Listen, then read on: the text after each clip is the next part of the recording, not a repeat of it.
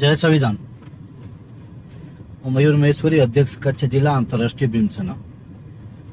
આજે આ વિડીયોના માધ્યમથી જણાવવાનું કે કચ્છના એવા કહેવાતા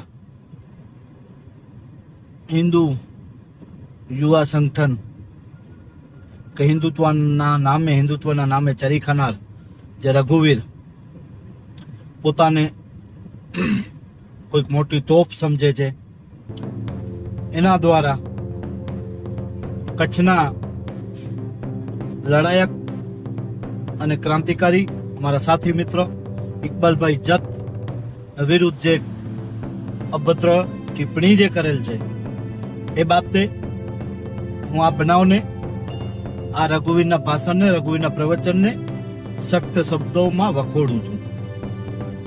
કારણ કચ્છ એ કોમી એકતાનું દેશ કયો, કોમી એકતાનું પ્રતીક કચ્છ જિલ્લો છે. અને કચ્છ જિલ્લામાં જ્યારે કોઈએ પણ કોમી એકતા તોડવાની જ્યારે કોશિશ કરી છે, કોમી એકતાને તોડવાની અને કોઈ આગ ચાંપવાનું જ્યારે કામ કર્યું છે ને, ત્યારે કચ્છના લોકોએ એને જાકારો આપ્યો છે.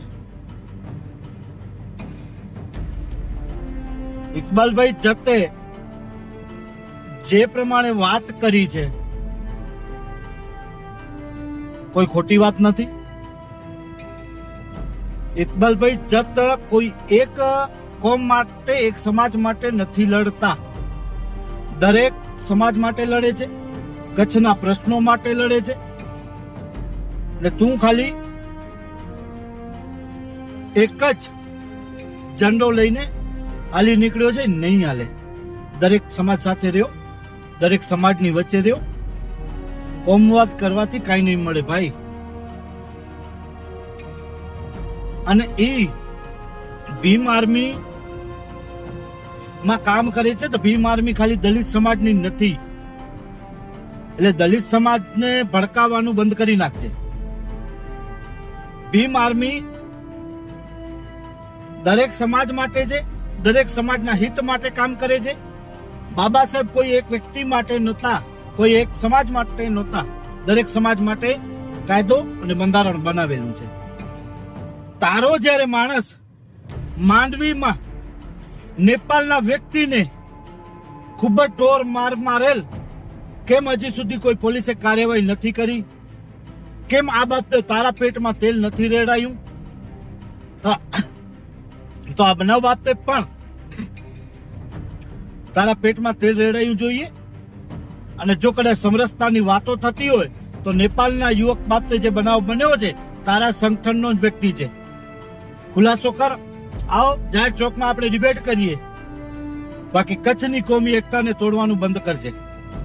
જો તું માન આપીશ તો તને માન મળશે. જો તું ઉપર આલીશ તો હું પણ તું ઉપર આલીશ. આજે લોકશાહી છે, લોકશાહીમાં જીવવાનો બધાને સ્વતંત્ર અધિકાર છે. એટલે મહેરબાની કરી દલિત સમાજને અને મુસ્લિમ સમાજને ભડકાવવાનું બંધ કરી નાખજે. બીજી વાત, ઇકબાલભાઈ જત ઉપર આંગળી લાંબી કરતા. કારણ કે આજે એ વ્યક્તિ લોકોની વચ્ચે લોકોની પીડા સમજે છે.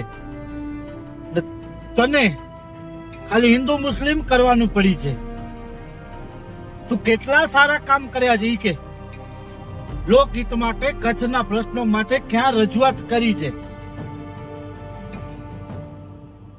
મુસ્લિમ સમાજ સાથે જે અન્યાય થયો એમાં ત્યાં રજૂઆત કરી, એટલે તારા પેટમાં તે રેડાયું. આ નહીં ચાલે. આ કચ્છ છે. કચ્છ એટલે કોમી એકતાનું પ્રતીક છે.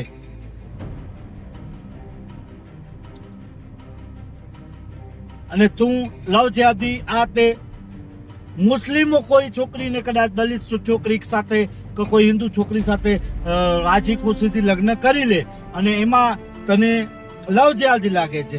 પરંતુ કોઈ હિન્દુ છોકરો મુસ્લિમ છોકરી કે કોઈ દલિત છોકરીને લગ્ન કરી લે તો એ લવ જેહાદી નથી? એ બાબતે તારા પેટમાં તેલ નથી રેડાતો? શરમ આવી જોઈએ તને. કે આવું બોલતા. હીરો બનવાનું બંધ કર ખોટી રીતે. આ બાબતે જે જગ્યાએ જ્યાં કને ખુલાસો આપવો ને જે આપવો ને આપજે. અન્યાયની સામે અમારી ન્યાયની લડત રહેશે. અને ઇકબાલભાઈ જત અમારા સાથી મિત્ર છે, અમારી સાથે લડત કરે છે, અમારી સાથે ખડે પગે ઉભા રહે છે, અને એ પણ લોકોના પ્રશ્નો માટે. બાકી હિન્દીમાં ભાષણ આપવાથી કઈ નહીં થાય. ગ્રાઉન્ડ ઝીરો ઉપર આવીને કામ કર, એમાં સારું લાગશે. હજી પણ કહું છું કે ખોટી રીતે કોઈના ઉપર આંગળી ન ચીંધતો, તો કોઈને પણ ખોટી રીતે આંગળી કરવી નહીં. જો તને મુસ્લિમોથી એટલો જ વાંધો છે, છોકરીઓ લઈ જાય અને લગ્ન કરે છે, બરાબર, તો તું હિન્દુ જે છોકરાઓ છે, જે મુસ્લિમ છોકરીઓ કે દલિત સમાજની છોકરીઓ લઈ જાય છે અને લગ્ન કરે છે, એ બાબતે પણ બોલ. બાકી મહેરબાની, ઘણું કહ્યું, હવે મર્યાદામાં રહેજો એટલે મજા છે. હવે ને આ બાબતે જેને પણ પેટમાં તેલ રેડાયું હોય મારો કોન્ટેક્ટ કરી શકે છે. બાકી માંડવીમાં નેપાળનો વ્યક્તિ છે, એની સાથે જે મારપીટ થઈ એ બાબતે પશ્ચિમ કચ્છના એસપી સાહેબને કહું છું કે આ બાબતે તટસ્થ તપાસ થાય. આમાં કોણ કોણ સામેલ છે, આ વ્યક્તિ કોણ તો માર ખાનાર અને માર મારનાર, એનો ખુલાસો થવો જોઈએ. જય ભીમ, જય સંવિધાન મિત્રો.